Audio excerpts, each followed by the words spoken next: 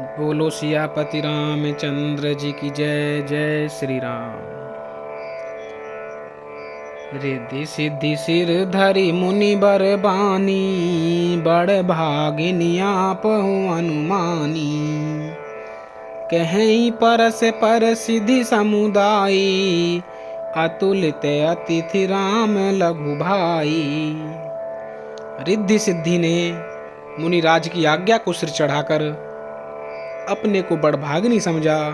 सब सिद्धियां आपस में कहने लगीं, श्री रामचंद्र जी के छोटे भाई भरत ऐसे अतिथि हैं जिनकी तुलना में कोई नहीं आ सकता। मुनि पद बंदी करई सोई आजू, होई सुखी सब राज समाजू। अस कही रचऊं रुचिर ग्रह नाना, जेहि बिलो की बिल खाई से बिमाना। अतः मुनि के चरणों की वंदना करके आज वही करना चाहिए जिससे सारा राज समाज सुखी हो। ऐसा कहकर उन्होंने बहुत से सुंदर घर बनाए, जिन्हें देखकर विमान भी विलखते हुए लजा जाते हैं। भोग विभूति भूरि भरी राखे, देखत जिन्हि अमर अभिलाषे। दासी दास साजु सब लीने, जोगवत रहे मन ही मनु दीने। उन घरों में बहुत से भोग यानी कि इंद्रियों के विषय और ऐश्वर्य ठाट बाट सामान भरकर रख दिया, जिन्हें देखकर देवता भी ललचा गए। दासी दास सब प्रकार की सामग्री लिए हुए मन लगाकर उनके मनों को देखते रहते हैं, अर्थात उनके मन की रुचि के अनुसार करते रहते हैं। सब समाजु सजी सिद्धि पल माही, जे सुख सुर सपुने नाही। प्रथम ही बास दिए सबके ही, सुंदर सुखद जथा रुचि जेही। जो सुख के समान स्वर्ग में भी स्वप्न में भी नहीं है, ऐसे सब समान सिद्धियों ने पल भर में सज दिए। पहले तो उन्होंने सब किसी को जिसकी जैसी रुचि थी वैसे ही सुंदर सुखदायक निवास स्थान दिए। बहुरी सपरिजन भरत कहूँ, ऋषि अस आय सुदीन।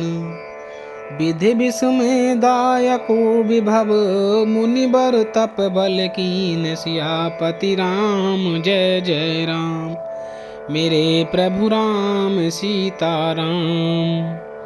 मंगल भवन अमंगल हारी, द्रवहु सुदशरथ अजय बिहारी।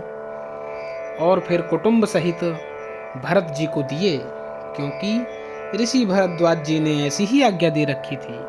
भरत जी चाहते थे कि उनके सब संगियों को आराम मिले, इसलिए उनके मन की बात जानकर मुनि ने पहले उन लोगों को स्थान देकर पीछे से परिवार भरत जी को स्थान देने के लिए आज्ञा दी थी। मुनि श्रेष्ठ ने तपोबल से ब्रह्मा को भी चकित कर देने वाला वैभव रच दिया। मुनि प्रभाव जब भरत बिलोका, सब लघु लगे लोक पति लोका। सुख समाजु नहीं जाय बखानी, देखत बिरति बिसारहि ज्ञानी। जब भरत जी ने मुनि के प्रभाव को देखा तो उसके सामने उन्हें इंद्र वरुण यम कुबेर आदि सभी लोकपालों के लोग तुच्छ जान पड़े। सुख की सामग्री का वर्णन नहीं हो सकता, जिसे देखकर ज्ञानी लोग भी वैराग्य भूल जाते हैं। आसन शयन सुबसन बिताना, बन बाटिका बिहग मृग नाना। सुरभि फूल फल अमीय समाना, बिमल जलाशय विविध विधाना। आसन सेज सुंदर वस्त्र, चंदोवे वन बगीचे, भांति भांति के पक्षी और पशु, सुगंधित फूल और अमृत के समान स्वादिष्ट फल, अनेकों प्रकार के निर्मल जलाशय। असन पान सुचि अमी अमी से, देखी लोग सकुचात जमी से।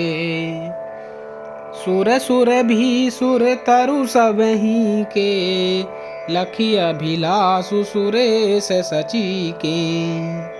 तथा अमृत के भी अमृत सरीखे पवित्र खान पान के पदार्थ थे, जिन्हें देखकर सब लोग संयमी पुरुष भी की भांति सकुचा रहे हैं।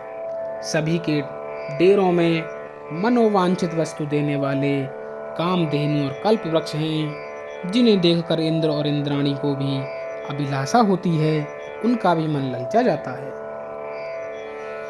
ऋतु बसंत बह त्रिबुध बयारी, सब कहें सुलभ पदारथ चारी। सक चंदन बनितादिक भोगा, देखी हरस विस्मय बस लोगा। वसंत ऋतु है, शीतल मंद सुगंध 3 प्रकार की हवा बह रही है। सभी को धर्म अर्थ काम और मोक्ष चारों पदार्थ सुलभ हैं। माला चंदन स्त्री आदि भोगों को देखकर सब लोग हर्ष और विषाद के वश हो रहे हैं।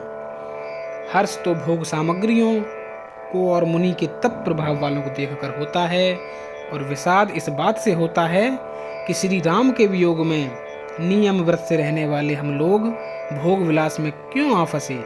कहीं इनमें आसक्त होकर हमारा मन नियम व्रतों को न त्याग दे। संपत्ति चकई भरतु चक, मुनियायस खिलवार। तेहि निशि आश्रम पिंजरा, राखे भाभिनुसार। सियापति राम जय जय राम, मेरे प्रभु राम सीताराम।